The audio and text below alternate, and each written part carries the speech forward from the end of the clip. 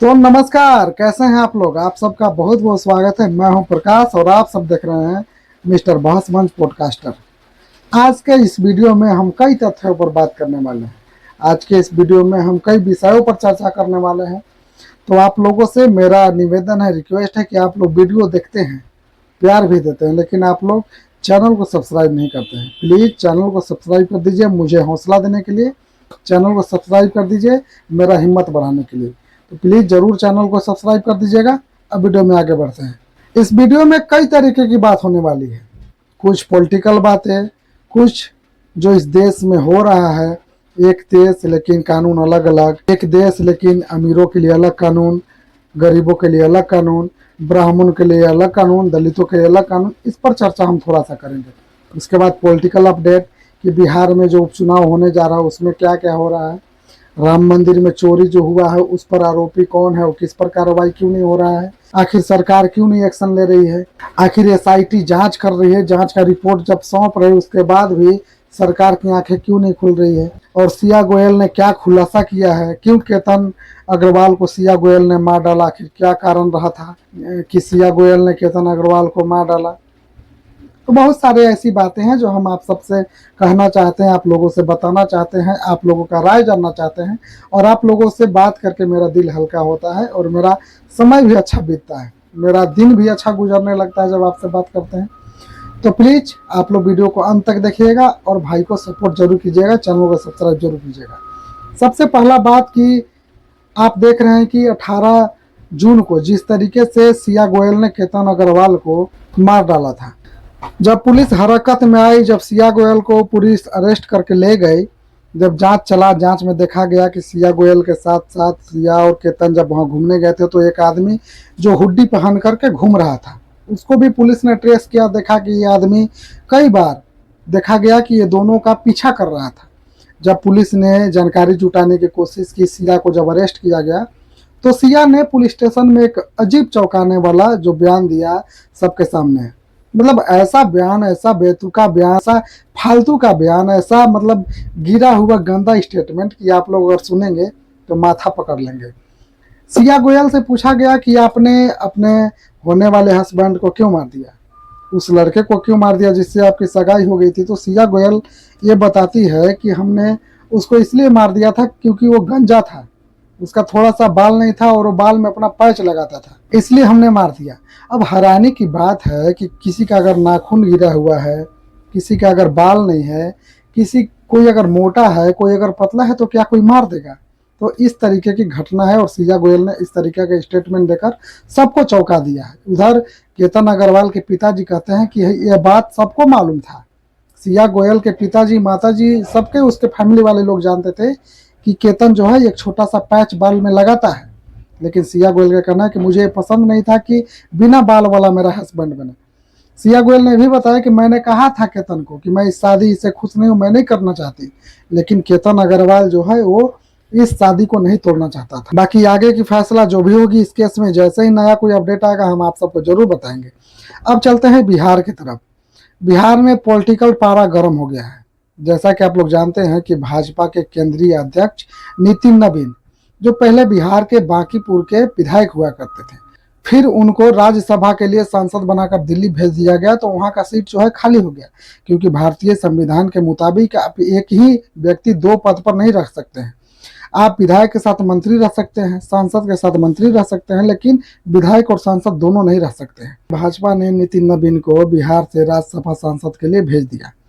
तो नितिन नवीन का जो सीट था बांकीपुर का वो खाली हो गया। अब वहां पर उपचुनाव होना है। अब पारा ये गर्म हुआ है, पॉलिटिकल पारा ये चढ़ा है कि वहां से नए नए चेहरे दावेदारी पेश कर रहे हैं। नया नया चेहरा मतलब जो कभी चुनाव नहीं लड़े हैं। एक तो बिहार के जनसुराज पार्टी के सूत्रधार प्रशांत किशोर, दूसरी तरफ महिला विकास मंच की जानी मानी चेहरा बीना मानवी। ये दोनों कौन है, इन दोनों के बारे में थोड़ा सा डिटेल में हम बात करते हैं। प्रशांत किशोर वही प्रशांत किशोर है जो बीते दिनों बिहार में जब विधायकी का चुनाव हुआ था उसमें सभी सीटों पर लगभग अपना कैंडिडेट उतारे थे, लेकिन एक भी सीट वो जीतने में कामयाब नहीं हो पाए थे। अब प्रशांत किशोर का कहना है कि हम खुद चुनाव लड़ेंगे। हालांकि उस समय प्रशांत किशोर ने खुद कहीं से चुनाव नहीं लड़ा था, लेकिन प्रशांत किशोर एक भी सीट जिताने में अपने कैंडिडेट को काबिल कामयाब नहीं हो पाए। तो प्रशांत किशोर का कहना है कि मैं खुद बांकीपुर से चुनाव लड़ूंगा। लेकिन अब प्रशांत किशोर के साथ अड़चन यह है कि प्रशांत किशोर के पार्टी से ही बागी हुए रामाधार सिंह ये ऐलान कर रहे हैं कि प्रशांत किशोर के विरोध में हम प्रचार करने जाएंगे। अब देखना यह है कि प्रशांत किशोर कैसे संभाल पाते हैं अपने घर के भेदी को। अब इधर बीना मानवी कह रही है, दावा कर रही है कि भाजपा अगर जीत जाए या हार जाए उसको कोई फर्क नहीं पड़ता है। अगर इंडिया गठबंधन भी हार जाए तो कोई फर्क नहीं पड़ता, जीत जाए कोई फर्क नहीं पड़ता है। इनकी सरकार न बनेगी न उनकी सरकार गिरेगी। लेकिन अगर मैं बांकीपुर से जीत जाती हूँ तो मैं महिलाओं के लिए एक बड़ा चेहरा बनकर सामने आऊंगी। मैं महिलाओं की आवाज़ उठाऊंगी और महिलाओं की आवाज़ उठाने में जो परेशानियां मुझे पावर की वजह से होती थी वो परेशानियां मुझे अब नहीं दिखानी पड़ेगी, क्योंकि अगर लोग, बिहार के लोग मुझे जिताकर सदन में भेज देंगे तो महिलाओं की आवाज़ हम और भी बुलंदी से जाकर विधानसभा में उठाऊंगी। तो अब देखना यह है कि बिहार के लोग क्या चाहते हैं। हालांकि लोग राजनीतिक जो गुनागणित करने वाले, राजनीतिक जो जानने वाले लोग हैं, जो पुराने राजनीति करने वाले लोग हैं, उनका मानना यह है कि बांकीपुर सीट भाजपा का गढ़ माना जाता है। कई वर्षों से वहां पर कोई भाजपा को हरा नहीं पाया है। लेकिन इस बार प्रशांत किशोर दावा यह कर रहे हैं कि जिस तरीके से बिहार में नीतीश कुमार ने पैसों की लालच देकर अपना सरकार बनाया है, रामाधार सिंह भी कमर कस चुके हैं, वो भी पैसा बांटेंगे प्रशांत किशोर के खिलाफ। अब देखना यह है कि बिहार के लोग किसको चुनते हैं, बिहार के लोग क्या करते हैं, और बिहार के हाथों में ये बागडोर, अब बांकीपुर का बागडोर किसके हाथों में देना चाहती है बिहार की जनता। जैसा ही कोई अपडेट आएगा आपको बताएंगे। अब चलते हैं यूपी राम मंदिर की तरफ। राम मंदिर में संभावित करीब 2000 करोड़ का गमन हुआ है। आप लोगों को पता होगा कि करीब 2000 करोड़ का गमन राम मंदिर में हुआ है। एसआईटी उसकी जांच कर रही है। जांच में एसआईटी ने निर्देश भी सरकार को दिया है कि राम मंदिर में के मैनेजमेंट में कुछ भी अच्छा नहीं चल रहा है। अभी भी राम मंदिर के जो मुख्य पूजा करता है चंपत राय, अभी भी वो अपने गद्दी पर बरकरार है। लेकिन चंपत राय के खिलाफ अभी भी कोई एफआईआर नहीं है।